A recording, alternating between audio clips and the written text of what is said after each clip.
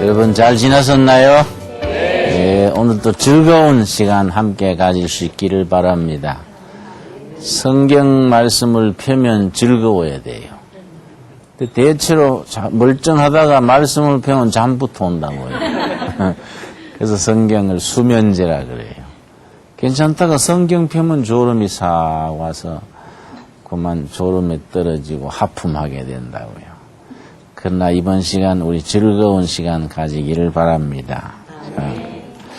신앙과 경제란 제목으로 우리가 몇 강을 연속해서 지금 살피고 있습니다. 오늘도 같은 제목으로 신앙생활과 경제가 어떤 관계가 있느냐. 좋은 신앙에서 좋은 경제가 일어나고 좋은 경제 밑받침에 좋은 신앙이 뒷받침돼야겠는데 그렇지 않는 경우가 많습니다. 내가 지난번 강의에 말씀드렸지요. 종교가 많고 많은데 그 많은 종교들이 경제에 대한 사상이 두 가지다. 여러분 기억나세요? 첫째는 가난하고 깨끗하게 산다. 청빈사상이라 그랬지요. 두 번째는 깨끗한 부자로 산다. 청부사상이라고 그랬습니다. 성경적인 신앙, 기독교 신앙은 청빈, 청부 중에 어느 쪽일까요? 단연코 청부라 그랬습니다. 가난하고 깨끗하게 사는 게 좋은 게 아니고 깨끗한 부자로 산 자는 청부사상입니다. 그런데 또 경우가 다르지요. 우리 같은 목회자, 성직자들은 청빈이 좋지요. 건강 유지하고 가족들 생활하고 책 사보고 노후에 꿇어다지 않을 정도로 그렇게 깨끗하게 가난하게 사는 것이 목회자들에게는 좋습니다. 그러나 교인들은 청부가 좋지요. 교인들은 깨끗한 부자로 살고 목사는 깨끗하고 가난하게 사는 것이 모양도 좋고 본인에게 좋습니다. 그런데 어떤 경우에는 반대가 되는 경우가 많아요. 목사님은 막 굉장히 부자인데 교인들은 너무 가난하면은 그거는 조금 본인한테 손해지요. 또 교회는 되게 부자인데 마을은 되게 가난하면은 그것도 보기가 안 좋지 않습니까? 어떤 곳에 가면은 판자촌에 다닥다닥 아주 달동네 같이 이래 붙어 있는데 교회는 막 큰 섬처럼 거창하게 저는 교회들이 있어요. 그건 정말 모양이 안 좋지요. 목사와 교회는 가난한 게 좋고 가난한 교회, 가난한 목사에 깨끗하고 부유한 교인들이 11조 헌금, 감사헌금을 많이 내가지고 그걸 교회에다가 쌓아놓으면 안 되는 거예요. 헌금 들어온 걸 전부 교회에 꼭 필요한 예산 쓰고 구제비, 또 전도비, 봉사비, 지역사회에다가 자꾸 써야 되는 거예요. 그렇지요? 교회 재물 쌓아놓으면 거기에 사탄이 파고든다고요. 어떤 교회는 예산을 몇 년, 오래전 얘기입니다만 50억 현찰을 은행에 넣어놨는데 이것 때문에 시험 들어요.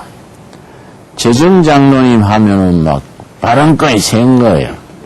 은행에도 50억을 턱 쌓아놓으니까 은행에서도 막 추석이나 설날 되면 막 갈비 깨짝으로 가져오고 뭐 그러고 그 장로님이 은행에 직원 한 명 부탁하면은 다그득 채용시켜주고 이러니까 막 권세가 된 거예요.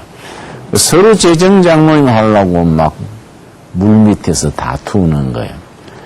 그렇게 하니까 교회가 은혜가 떨어지잖아요. 그러니까 나는 그 교회 잘못하는 거다. 목사님이 내 친구랬는데 그러면 안 돼. 교회가 돈을 쌓아놓으면 되냐. 자꾸 써야지. 자꾸 써가지고 비면 하나님이 또 채워주시고 또 채워주시고. 근데 채워주는 건 누구를 통해서 채워줍니까?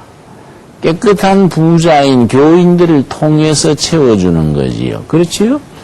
교회가 뭐 복권을 해가 돈을 타겠습니까? 정부의 보조를 받겠습니까? 교인들이 깨끗한 부자가 돼서 11조 헌금, 감사헌금 열심히 내면 이걸 교회에서 예수님의 이름으로 마을을 위해, 가난한 사람을 위해, 복음 전도를 위해 열심히 쓰는 거예요. 그러니까 깨끗하고 가난한 목사와 교회에 부유하고 깨끗한 교인, 이게 참 보기 좋은 거다 이 말이에요. 참 그런 점에서 이 경제적인 윤리, 경제 원칙이 대단히 중요하다고 생각됩니다. 그런데 자, 오늘 얘기하는 본론으로 들어가겠습니다. 독일의 사회학자 막스 웨버, 독일식 발음은 막스 베버라 그래요. 막스 웨버가 아주 참 사회학에서는 아주 대북격인 위대한 사회학자인데 이 사람이 독일 학자란 말이에요. 19세기 말 20세기 초에 이 사람이 활동하면서 가만히 보니까 영국이 잘 산다 이 말이에요. 독일은 영국보다 영 가난하다 이 말이에요. 막스 웨버가 의문을 품은 겁니다. 왜 우리나라 독일은 가난하고 영국은 잘 살까? 그때 이제 19세기 때니까 19세기 때가 영국이 최고로 잘 나갈 때래. 그때 이제 세계 해지지 않는 나라, 그래가 세계를 제패하던 요새 미국 같은 그런 세력이 19세기에는 영국이랬다, 이 말이에요. 그런데 이제 영국이 잘 사는데, 영국 그때 임금, 통치자가, 여왕이 빅토리아 여왕이에요. 빅토리아 여왕한테 한번 외국에서 갖는 그 나라의 왕을 초청하잖아요. 대통령이나 왕이 방문을 하지요. 어떤 제3세계 왕을 초청을 했는데 영국에 가서 빅토리아 여왕하고 회식하는 자리에서 물었다 이 말이에요. 영국이란 나라가 섬나라고 옛날에는 참 가난하게 어렵게 살았다는데 영국이 이렇게 부강한 나라가 되고 국민들이 잘 살게 된 이유가 뭐입니까? 이래 물었단 말이에요. 그랬더니 빅토리아 여왕이 뭐라고 말했냐면 아주 유명한 말입니다. 영국 국민들이 성경을 배우고 성경대로 살았기 때문이지요. 그랬다고요. 영국 국민들이 성경을 배우고 성경대로 살았기 때문이지요. 아주 참 명답을 했습니다. 근데 이제 아까 제가 막스 웨버로 돌아가서 막스 웨버가 보니까 독일은 가난하고 영국은 잘 산다 이건 말이에요. 어째서 그럴까? 국민 한 사람 한 사람 뜯어보면은 영국 사람이 독일 사람보다 힘이 센 것도 아니고 머리가 더 좋은 것도 아니고 뭐 별게 없다 이 말이야. 만나보면은. 그래서 이제 이 막스 웨버가 그걸 알아보기 위해서 영국으로 갔어요. 아주 유명한 학자니까 현장에 가서 내가 알아볼 수밖에 없다 하고 영국에 갔단 말이에요. 가서 그걸 연구를 한 겁니다. 어째서 우리 조국 독일보다가 이 영국이 더 잘 사는가? 아주 전문적인 사회학자니까 보는 관점이 다르잖아요. 연구를 쭉 해본 결과 결론을 얻은 거예요. 아하, 신앙 때문이다, 신앙. 이 사람들이 믿는 신앙이 경제를 일으키고 나라를 부강시키게 돼 있구나. 그게 영국의 유명한 청교도 신앙이에요. 영어로 퓨리타니즘 그래요. 퓨리타니즘. 청교도 신앙 그래요. 청교도 신앙의 밑바닥에는 16세기 스위스에서부터 일어난 칼빈 정신, 성경을 바탕으로 한 칼빈 정신이 있고 이 개신교의 윤리야. 프로테스탄티즘의 윤리가 기초가 된 청교도 정신, 퓨리타니즘의 실천 때문에 영국이 잘 사는 나라가 됐다.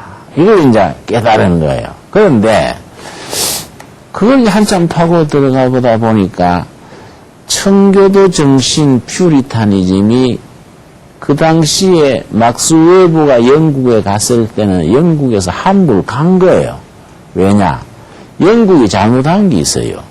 영국을 세계 강국으로 일으키는 청교도들을 영국의 기성세대 왕실과 기성종교가 탄압을 했어. 왕의 말 잘 안 듣고 교회 권위에 불순종한다고 청교도들을 탄압을 했다 이 말이에요. 청교도들을 탄압을 하니까 청교도들이 신앙의 자유를 찾아서 어디로 갔을까요? 미국으로 간 거예요. 그래서 미국을 건설한 거예요. 그 청교도들이. 그 청교도가 영국에서 일어나가지고 바다 건너 네덜란드를 일으키고, 옛날엔 네덜란드가 17세기, 18세기는 아주 부강한 나라였어요. 요즘 작아졌지요. 그 영국의 청교도들이 세운 나라야. 청교도들 중에도 장로교 교인들, 영국의 장로교 교인들이 핍박받아가지고 바다 건너 네덜란드에 가서 세운 나라가 네덜란드란 나라예요. 또 그 사람들이 스코틀랜드에 가서 살고, 그 다음에 탄압을 받으니까 대서양 건너서 미국으로 간 겁니다. 그때 대서양 걷는다는 게 목숨 거는 겁니다. 대서양 그 넓은 바다에 요즘 같은 배가 있나요? 나무배잖아요. 나무배를 타고 대서양 건너는데 어떨 때는 파도가 세게 치면은 배가 통째로 바다에 가라앉아 버리는 거예요.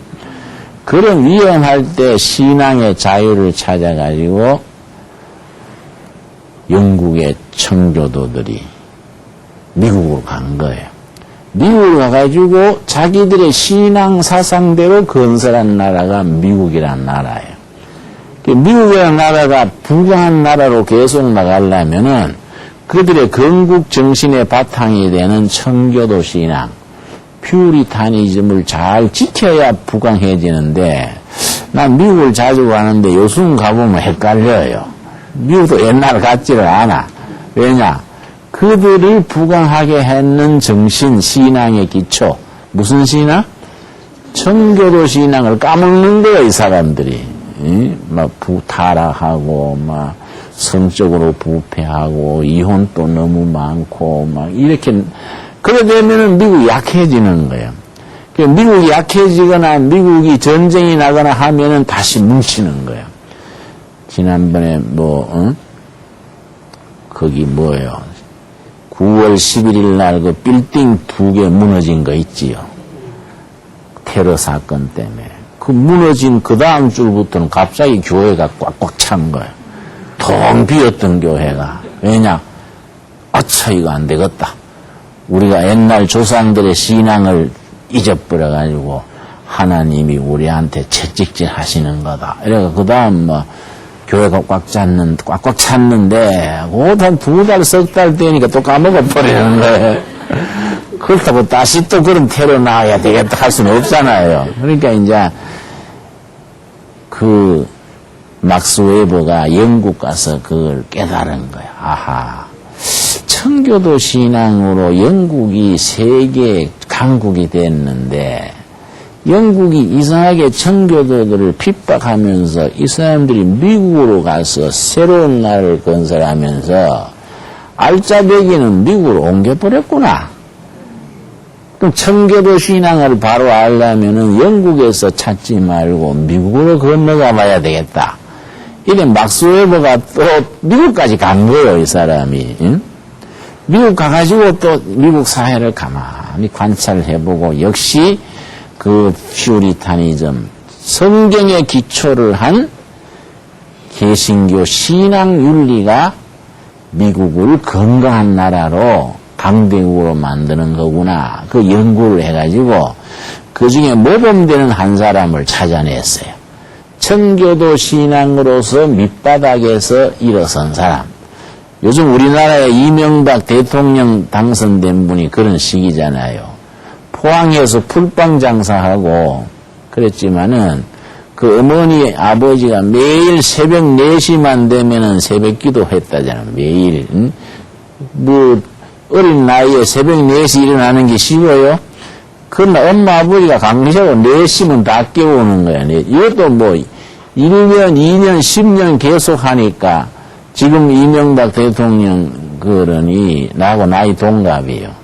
67살이에요. 67살인데 지금 또 4시면 반드시 일어난다거든요. 왜냐? 어릴 때 자기 어머니 아버지가 4시에 매일 깨워서 예배 보니까 이게 인이 베낀다 그러지요. 체질이 된 거야, 체질이. 4시만 되면 딱 일어나는 거예요. 응? 그런 식으로 이제 청교도 신앙이 딱 몸에 배어가지고 성공한 사람을 하나 딱 찾아냈어요. 그 사람이 벤자민 프랭클린이라는 사람이에요. 벤자민 프랭클린.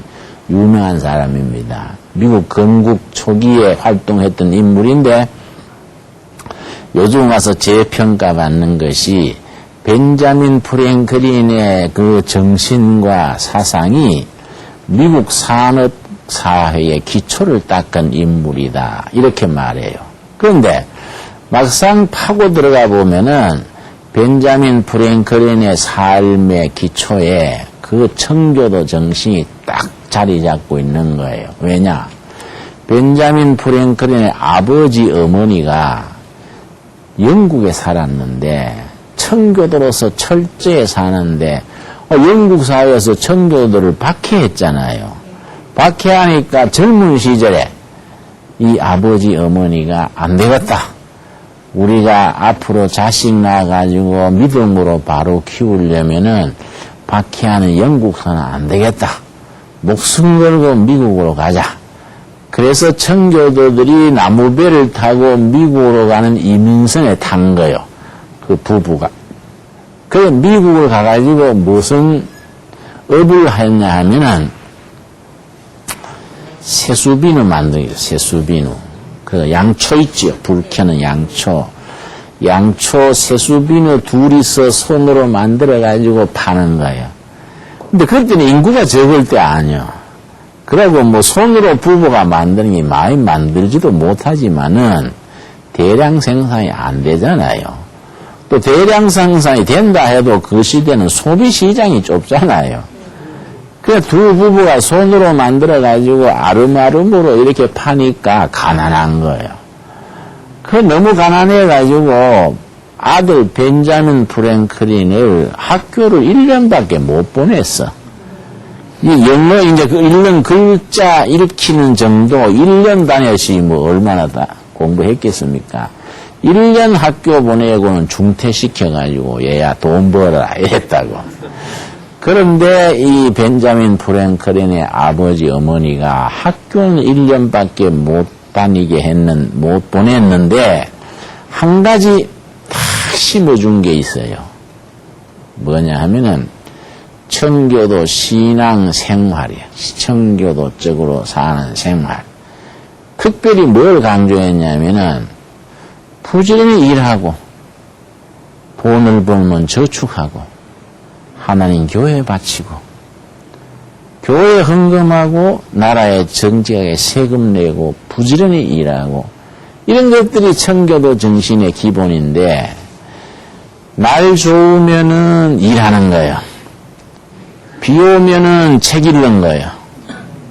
낮에는 노동하는 거예요.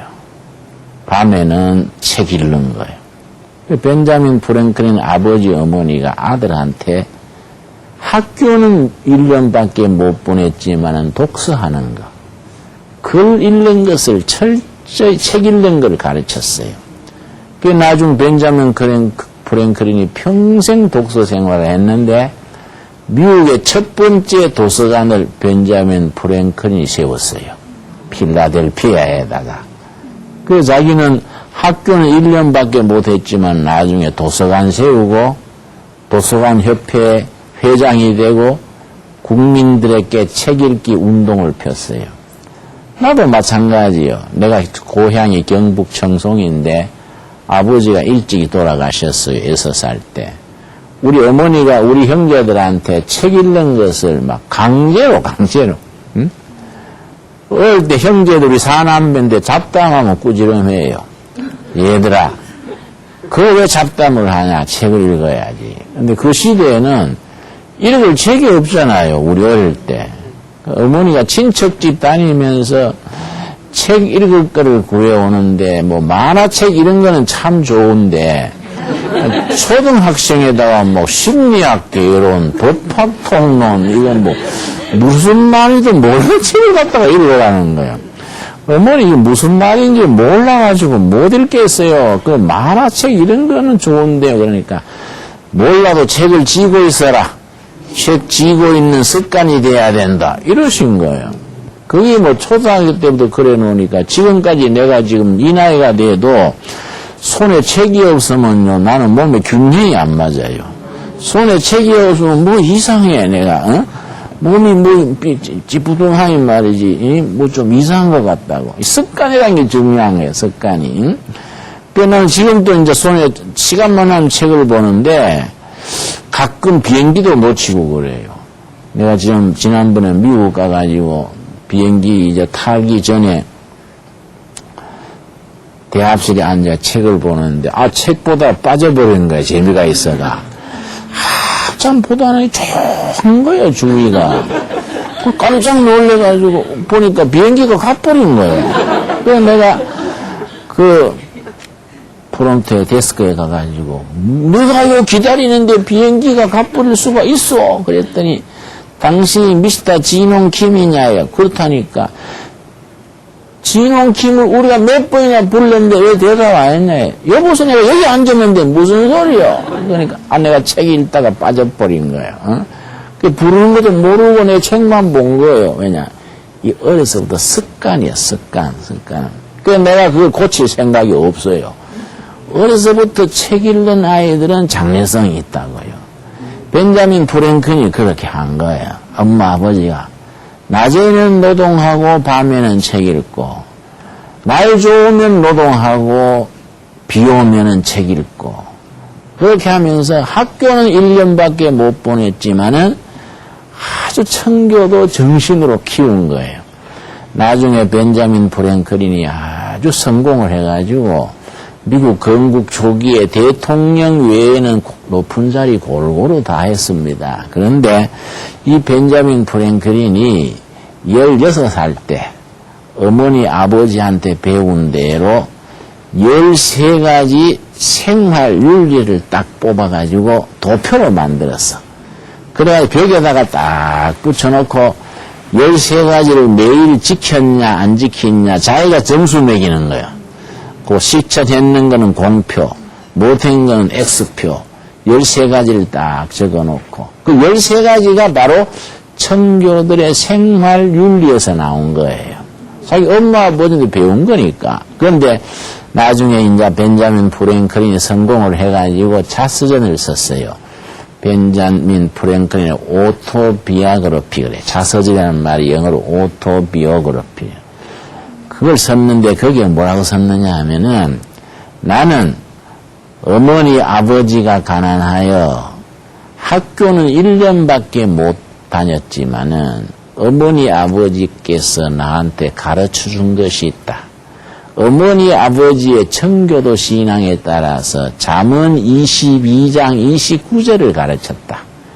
잠언 22장 29절을 평생 내 몸으로 체득 머리로 배운 게 아니다요. 온몸으로 받아들인 거예요. 몸으로 체득한다 그래요. 잠언 22장 29절을 체득한 결과 오늘의 내가 될 수 있었다. 우리 잠언 22장 29절 한번 찾아봐요.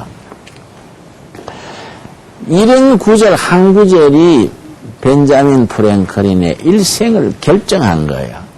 이 삶의 기초가 된 거예요. 그러니까 학벌 좋다고 되는 거 아니에요. 서울대학 그러지요. 서울대학 나온 쪼다도 깔렸다고. 그렇지? 명문대학 문제가 아니에요. 누가 박사 받아와가지고도 맥을 못 추는 사람이 있어. 그런데 뭐 고등학교만 나와도 뭐 인생을 멋지게 사는 사람이 있어. 우리나라는 너무 지나치게 고학력이요. 그렇지요? 고등학교 나와가지고 또 꼭 대학 가야 되는 거 아니에요. 응?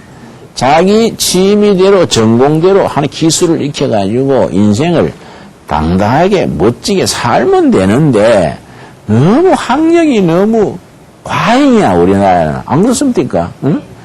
그 우리 교회에 나이 30 넘은 주부인데 자기는 고등학교밖에 못 나왔으니까 열등감이 있다는 거야. 그 지금은 대학을 해야겠습니다. 그래서 내가 무슨 소리요? 응? 고등학교 나오면 되지 뭔데 대학까지 하려고 그래요. 그랬더니 아이고 대학을 안 나오니까 기가 죽어요. 그래서 누가 기 죽여요? 자기가 죽는 기지. 안 그렇습니까? 그럴 필요 없는 거예요. 우리가 성경 말씀 안에서 바른 정신, 바른 신앙 가지고 자기 신념을 가지고 살면 되는 긴데 학벌이 밥 주냐 이거야. 응? 명문대학이 출세시켜 주냐 이거야. 그게 아니다 이게. 그런데 이제 벤자민 프랭클린은 학교는 1년 다녔는데 요는 잠언 22장 29절이 대학교 몇 개 한 것보다 그거 더 좋은 거예요. 그 사람한테는. 22장 29절 우리가 같이 읽겠습니다. 너가 자기 사업에 근실한 사람을 보았느냐? 이러한 사람은 왕 앞에 설 것이요 천한 자 앞에 서지 아니하리라. 아니 앞에서 일은 나하고 속도가 같아야지. 여러분이 먼저 읽으면 안 되지. 그렇죠? 내 읽는 속도에 맞추어서 다시 한번 읽자고요. 성질 급한 거 안 좋다고. 천천히. 자, 시작. 너가 자기 사업에 근실한 사람을 보았느냐? 이러한 사람은 왕 앞에 설 것이요 천한 자 앞에 서지 아니하리라. 자기 사업에 영어 성경에는 in his business예요. in his business. 자기 비즈니스에 뭐한 사람? 건실한 사람. 세 가지 단어를 합친 게 건실한 사람이요. 건실한 사람. 첫째, 정직한 사람. 둘째, 부지런한 사람이요. 셋째, 맡은 일에 책임을 질 줄 아는 사람. 요 합쳐가지고 건실한 사람이요. 자기 비즈니스에 건실한 사람. 건실하다는 말의 세 가지 뜻. 첫째 뭐라 그랬습니까? 정직이요. 첫째가 정직이요. 둘째가 뭡니까? 근면, 부지런한 게예요. 응? 부지런한 사람이 성공하지 게으른 사람이 성공하는 법이 없어요. 그래야 안 되겠습니까? 응? 하루 쉬고 하루 놀고 낮잠 자고 하는 사람이 출세하면 그거 되겠어요? 부지런한 사람이 정직하고 부지런하고 세 번째 뭡니까? 책임감. 이 책임감이라는 게 중요한 겁니다. 요새 정신과에서는 사람들이 조금씩 헷가닥 하잖아요. 세상이 복잡하니까 비정상이 많다고요. 뭐 길 다니면서 휘죽휘죽 웃고 안 해도 멀쩡한 사람도 조금 정신이 조금씩 같다고요. 나도 요새 가끔 생각하면 내가 조금 또라이끼가 있나, 내가 좀 또라이과가 아닌가. 왜냐? 정신이 조금 말이 정상이 아닐 때가 있어. 세상이 하도 복잡하니까 제정신들이 아니라고요. 그런데 그러면 사람들이 조금씩 좀 음식 쉬듯이 조금씩 상했는데 그러면 저 사람이 정신병자다, 정신병이 아니다. 기준이 뭐냐 이거야. 조금씩 이상한 걸 가지고 정신병자라 그러면은 10명 중에 9명은 또라이에 들어간 거네. 그러니까 그래 하면 안 되겠다 이게. 그러니까 어떻게 하면 되냐. 정신과에서 뭘 기준으로 삼느냐 하면은 그 사람이 정상이다, 비정상이다. 영어로 정상이 노말이에요. 비정상은 뭐라 할까요? 아부노말이에요. 어? 노말이다, 아부노말이다. 기준을 어디에 두느냐 하면 정신과에서 책임감이 있냐 없냐 이거예요. 책임감이 있는 사람은 정상이에요. 책임감이 없는 사람은 비정상이에요. 자, 결혼을 했는데 남편으로서 아내에 대해서 책임을 져야 되잖아요. 어떤 남자는 월급을 다 가지고 아내한테 가져와서 책임감 있게 가정 경제에 안 내놓고 오면서 술 다 마셔버리네. 마누라한테 빈 봉투를 내놓는다고. 이게 이제 또라이지, 또라이. 응? 부인은 어떻게 돼요? 안 그래요? 그러고 또 어떤 사람은 자녀를 낳았는데 자녀를 교육시키고 자녀를 잘 돌볼 책임이 있잖아요. 아버지의 책임을 안 하고 야 임마 내가 니를 뭐 생각해서 난 줄 알아? 잠결에 놓은 거지, 인마.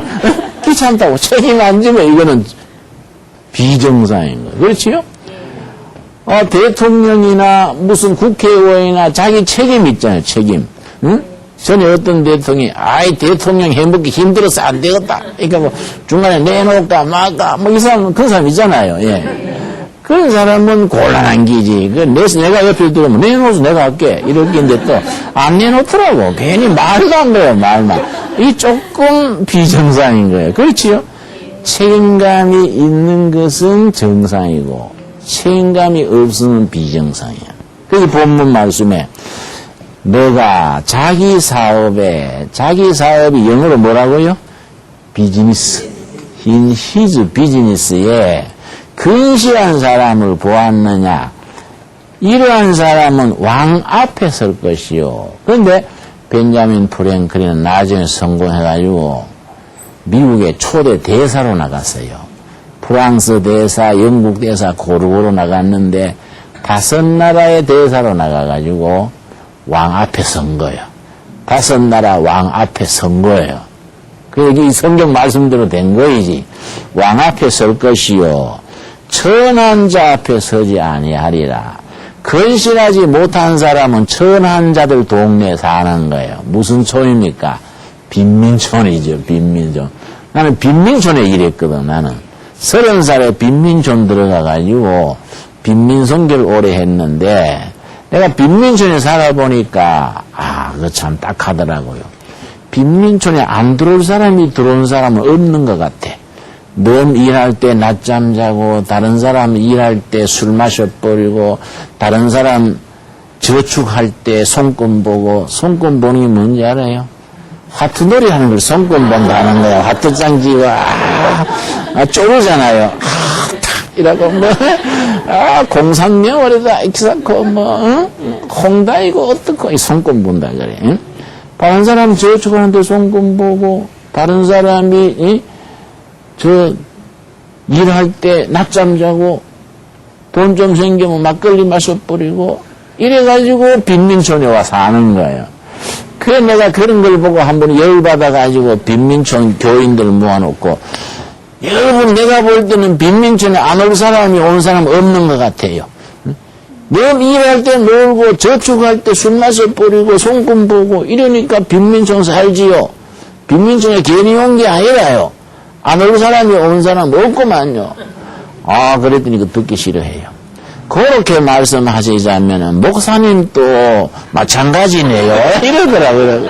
목사님도 올 사람이 왔다 이거지. 네. 그거는 말이 되네요. 내가 그랬는데 선한 사람들 속에 산다. 어떤 사람이지요? 건실하지 못한 사람. 건실한 사람 3가지 의미가 뭐예요? 첫째, 정직. 2번째 뭐예요? 근면, 부지런한 거. 3번째 뭐예요? 책임을 질 줄 아는 사람. 이런 사람이 이게 바로 청교도 생활윤리요. 청교도 생활윤리.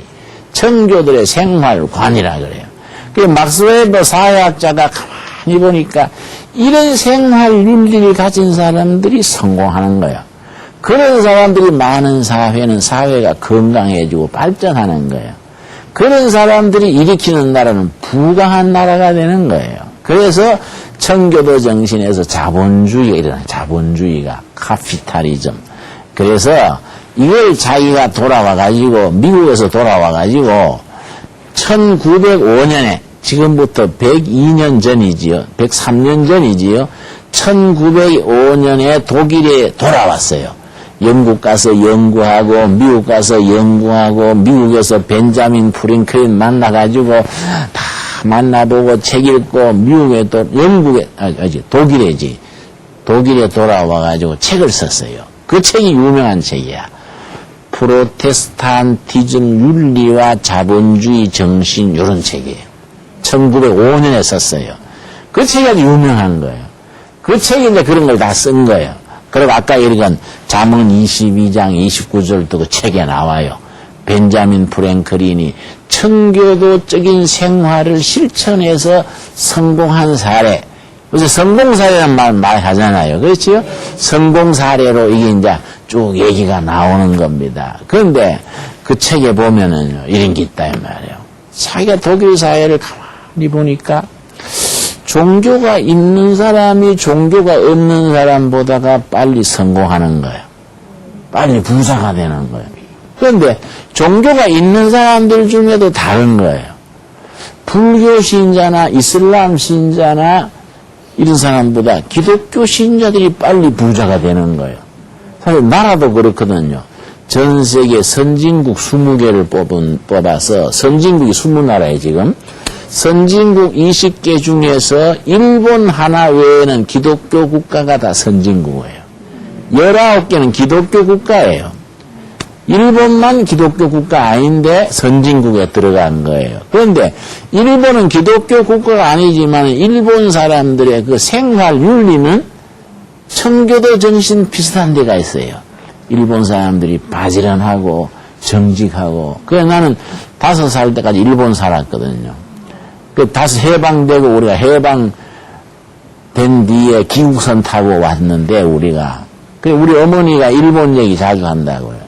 일본 사람들은 정직하고 책 많이 보고 그런데 우리 조선 사람들은 시간 나면 잡담하고 너무 흉보고 책 안 읽고 나이롱뻥하고 이런다고. 우리 어머니 그런다고. 그래서 어머니 일본이 그렇게 정직하고 책 많이 보는 건 좋은데 우리나라를 종삼았잖아요. 그러니까 일본이 나쁘잖아요. 우리 어머니 그래요. 그래 말이야. 일본 정부는 못된 짓 했는데 일본 사람들은 부지런하고 정직해. 나라하고 국민하고 다른가 봐. 어머니 그러시더라고. 그런데 이게 이제 종교가 있는 사람이 없는 사람보다 빨리 성공하고 종교인 중에도 이슬람 국가들이 다 가난하잖아요. 요새 석유 때문에 힘쓰지 뭐 이슬람 국가들이 다 가난하잖아요. 응? 석유고는 땅 속에서 퍼내는 게인데 석유 떨어져 보면 그 사람들 어떡하려는지 모르겠어. 내가 걱정이요. 근데 본인들은 걱정 안 하는 것 같아. 그죠? 이슬람 국가, 불교 국가들이 가난한 편이잖아요. 기독교 국가들이 선진국이란 말이에요. 그런데 기독교 국가 중에도 자기가 본 거예요. 막스 웨버가. 천주교가 있고 이제 개신교가 있잖아요. 천주교, 개신교 중에 개신교 신자들이 빨리 성공하는 거예요. 이런 걸 가만히 본 거예요. 그 밑바닥에 아하, 개신교 생활윤리, 개신교 윤리가 빨리 성공하게 하는구나. 그래서 개신교 생활윤리에서 자본주의가 나왔다 해요. 그래서 우리가 지금 자본주의에 살거든요. 자본주의의 어머니가 개신교 생활윤리다 해요. 그런데 우리나라가 문제가 있어. 자본주의는 받아들였는데 자본주의 어머니가 누구요? 기독교 생활윤리는 못 받아들인 거예요. 예수 믿는 사람이 많다고 성경적인 윤리를 받아들인 건 아니잖아요. 왜냐? 예수를 믿어도 정직하지 않고 부지런하지 않고 책임감이 없으면은 성경적인 생활 윤리를 실천하는 건 아니라고요. 그렇죠? 예배당 열심히 다니는데 정직하지 않고 니끼 내끼고 내끼 내끼다 막 이러고. 내가 아는 부흥사님이 있다고요. 미국 가서 집회를 해가지고 5만 불을 모아가지고 올 때 다이아몬드를 사가지고 이걸 우리나라의 밀수품이잖아요. 목사님 밀수하면 안 되는데 이거 세관에 들어가면 안 되니까 발바닥에 테이프로 붙였다고요. 테이프로 붙여가지고 발바닥에 테이프를 붙이니까 아프잖아요. 쩔뚝 절면서 들어온 거예요. 세관에 들어올 때. 또 세관에서는 이래 보고 목사님이니까 존중해가지고 아이고 목사님 그냥 통과시키면서 아유 목사님 다리 다쳤어요? 이러니까 예 하고 절면서 들어온 거예요. 들어와가지고 테이프 떼고 다이아몬드 팔아가지고 돈이 많을 거 아닙니까? 그걸 가지고 예배당 교회 건축했다는 거예요. 이 순진이 황이지. 이건 쇼지, 쇼. 그렇지요? 목사가 밀수해가지고 예배당 지으면 어떻게 해야 돼? 이게 참, 청교도 윤리가 없는 거예요. 성경적 윤리가 없는 거예요. 교회에 많아도 정직하지 못하고, 정말 근면하지 못하고 책임감이 없으면 이 사람들은 자본주의를 바로 일으킬 수 있는 자격이 없는 거예요. 그러니까 한국교회가 해야 될 일이 있는 거예요. 성경적으로 사는 거. 벤자민 프랭클린처럼. 그렇지요? 자기 사업에 건실한 사람으로 사는 실천을 해야 되는 거예요. 그래야 우리나라 자본주의가 건강해지는 거예요. 그러면은 아까 다시 복습을 합시다. 자기 비즈니스에, 자기 살림살이에 건실한 사람으로서 살면 왕 앞에 선다 그랬는데 건실한 사람은 세 가지다. 첫째 뭡니까?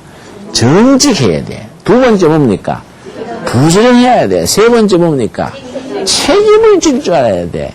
이런 정신을 몸으로 체득해가지고 교회당 밖 안에서 목사님 믿습니까? 아멘. 그러니까 막 까무러칠 듯이 아멘 그러지. 괜히 여기서 할렐루야 이런데 할렐루야가 아니고 그거 잘못하면 놀렐루야밖에 안 된다고. 정직해야 돼. 정직해야 돼. 그렇지요? 손해봐도 정직해야 돼. 그러고 또 부지런해야 돼. 그러고 책임을 질 줄 알아야 돼. 이런 성경적인 윤리가 개신교 생활윤리요. 그런 생활윤리를 실천할 때에 개인도 축복받고 나라도 부강해지고 교회도 국민들한테 존경받는 교회가 되는 거이지요. 오늘 거기까지 하겠습니다. 감사합니다.